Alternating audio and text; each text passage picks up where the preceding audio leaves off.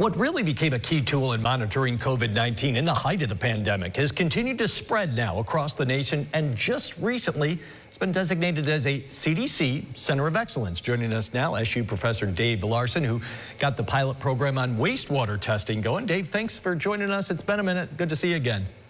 Yeah, thanks for having me again. I want you to just briefly take me back to those early stages of the pandemic. Everybody's trying to figure out this thing. How do we track it? You developed this wastewater monitoring program for tracking COVID-19. How did you come to that? Well, it's an old science, you know, trying to find infectious diseases in wastewater and using that to track population level risk. And I learned about that and its use in polio going back to the 1950s, 1960s even. And then in March of 2020, I saw on Twitter that the scientists in the Netherlands, some folks had found the SARS-CoV-2 in wastewater. And I knew from there that this would be an excellent measure to understand the risk to communities. I see. Now that communities across the nation, maybe even across the world, are using it, the CDC has even highlighted it. How does that make you feel? Like we really got something that has really been helpful to society? Yeah, it makes me feel hopeful, right? The SARS-CoV-2 or COVID-19, that's the third coronavirus that spilled over from animals in about 20 years. We had SARS, we had MERS, and then SARS-CoV-2. And we're really a matter of time before we have another emerging pathogen, and hopefully it's going to be less influential and less disruptive than COVID was. But now with this system in place and working, it's already shown its value for a polio outbreak in New York. It's useful for vaccine preventable disease outbreaks like measles, and so very hopeful that it'll go forward and can make us safer ultimately. And probably even more helpful that more and more communities are using it, able to better track it. I'm actually curious though, I mean, we've gone through a late summer, early fall COVID spike.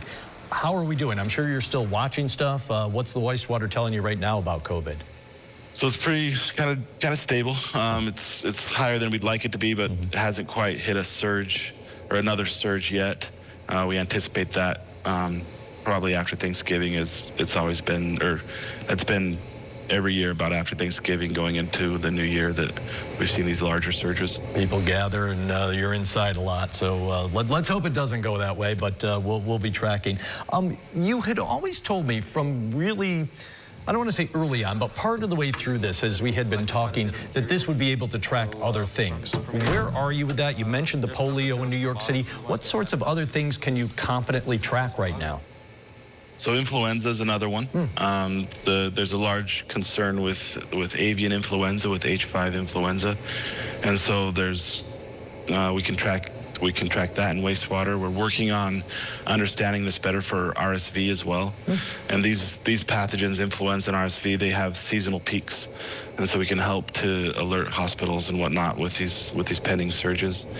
And then in reality, every pathogen that scientists have looked for, they've been able to find.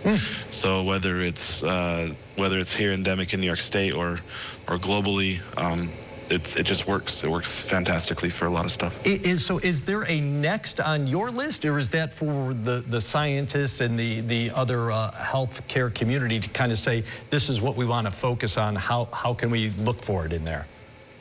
So I don't have a list of pathogens I want to find in wastewater. My group, we focus on how do the local health departments use the data. And is this data useful for them? Can they make decisions with it? Can we do some forecasts? So my group, we're trying to forecast hospitalizations for influenza, RSV. Some of the more interesting pathogens, I think, from a public health perspective would be the sexually transmitted infections. And those are not always well understood in terms of the burden. So that would be good. And then, yeah. Dave, it's really an amazing system and program that you've set up for everybody to use. You put the template out there, and so people can kind of utilize it as they see fit. Dave, thanks so much for joining us. I really appreciate it, and we'll catch up again really soon. Thanks so much, Jeff.